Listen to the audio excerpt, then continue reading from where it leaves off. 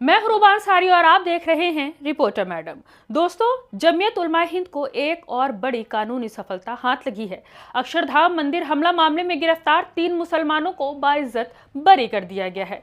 जी हां दोस्तों, जमीयत उलमा हिंद के लगातार कानूनी कोशिशों के बाद आखिरकार अक्षरधाम मंदिर हमला मामले में गिरफ्तार हुए 3 और व्यक्तियों को बरी कर दिया गया है। अहमदाबाद की विशेष पोटा अदालत ने अब्दुल रशीद सुलेमान अजमेरी, मोहम्मद फारूक, मोहम्मद हनीफ शेख और मोहम्मद यासीन उर्फ यासीन भट्ट को बाइज्जत रिहा करने का आदेश दे दिया है। दोस्तों, पहले आपको पूरा मामला समझाते हैं कि किस तरह बिना किसी ठोस सबूत के इन बेकसूर मुसलमानों को फंसा दिया गया और बेकसूर होते हुए भी कितने सालों तक इन्हें जेल की अंधेरी कोठरी में गुजारना पड़ा। दोस्तों, तारीख थी 24 दिसंबर 2002, जब गुजरात के अक्षरधाम मंदिर को आतंकवादियों ने अपना निशाना बनाया था। इस आतंकी हमले में मंदिर परिसर में मौजूद 32 श्रद्धालुओं और 3 सुरक्षाकर्मियों की जान चली गई थी।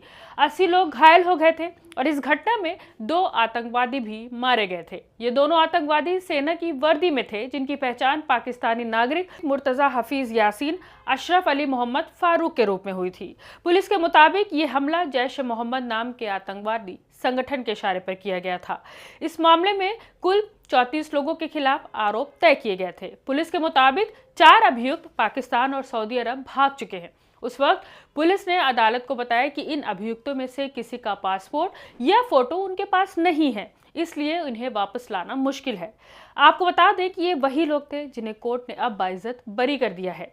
ये 3 लोगों में से 2 अहमदाबाद के निवासी हैं। जब अक्षरधाम मंदिर पर हमला हुआ था तो उस वक्त ये दोनों सऊदी अरब के शहर रियाद में रोजगार के सिलसिले में रह रहे थे, यानी अक्षरधाम मंदिर पर हमले के वक्त घटनास्थल पर मौजूद ही नहीं थे।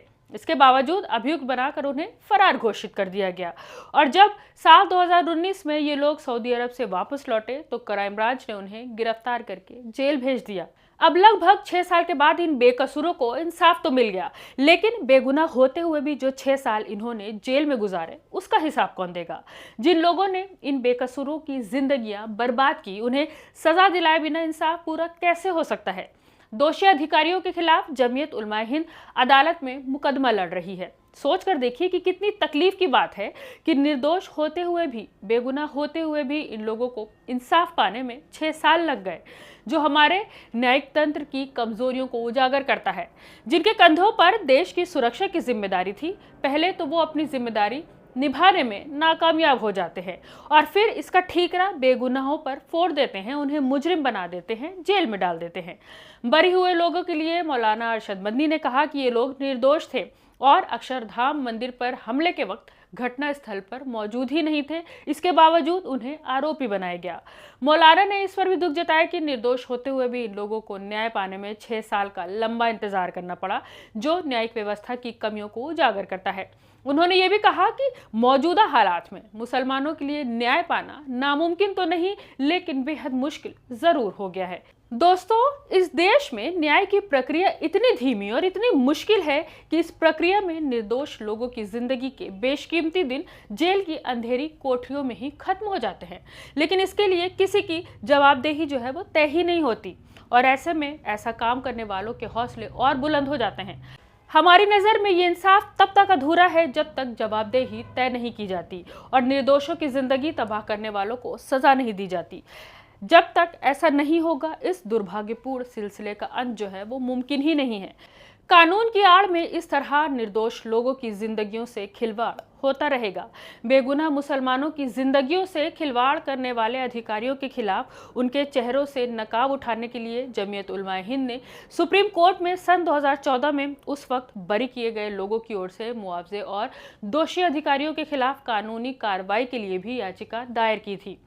सरकार की तरफ से पैरवी कर रहे वकील ने यह तर्क दिया था कि अगर ऐसा हुआ तो हर बरी होने वाला व्यक्ति मुआवजे और पुलिस के खिलाफ कार्रवाई की मांग करेगा, जिससे पुलिस का मनोबल जो है वो गिरेगा और इसी आधार पर उन्होंने याचिका खारिज करने की मांग की थी। इस पर जमीयत उलमा हिंद की तरफ से सीनियर अधिवक्ता KTS तुलसी ने बहस करते हुए सुप्रीम कोर्ट को बताया था कि कानून में ही मुआवजे और दोषी अधिकारियों के विरुद्ध कार्रवाई करने का प्रावधान जो है वो मौजूद है। फिलहाल मुआवजे का मामला निचली अदालत में विचाराधीन है और इस फैसले से उम्मीद और मजबूत हुई है कि निर्दोष पीड़ितों के पक्ष में मुआवजे का फैसला जल्द ही आ जाएगा। आपको बता दें कि जमीयत उलमा हिंद निचली अदालतों से लेकर सर्वोच्च न्यायालय तक ऐसे सैकड़ों मामलों में पैरवी कर रही है। जमीयत उलमा हिंद की कानूनी लड़ाई के बाद अहमदाबाद की स्पेशल पोटा कोर्ट ने अक्षरधाम मंदिर हमले में गिरफ्तार किए गए 3 लोगों को और बरी कर दिया है। पोटा कोर्ट के जज हेमांग आर रावल ने तीनों आरोपियों अब्दुल रशीद सुलेमान अजमेरी, मोहम्मद फारूक, मोहम्मद हफीज शेख और मोहम्मद यासीन उर्फ यासीन भट्ट को बरी करते हुए कहा कि इससे पहले सुप्रीम कोर्ट ने भी दोषी आरोपियों को प्राइमा फेसी सबूतों के आधार पर बरी कर दिया था। उन्होंने कहा कि इन तीनों आरोपियों के खिलाफ सुप्रीम कोर्ट द्वारा माने गए सबूतों के अलावा कोई और नया सबूत रिकॉर्ड में नहीं है, इसलिए इन्हें रिहा किया जा रहा है। दोस्तों, देश की न्याय प्रक्रिया पर आपकी क्या राय है और इस पूरे फैसले पर आप क्या सोचते हैं, हमें कमेंट करके जरूर बताएं। मैं हुरूब अंसारी और आप देख रहे थे रिपोर्टर मैडम।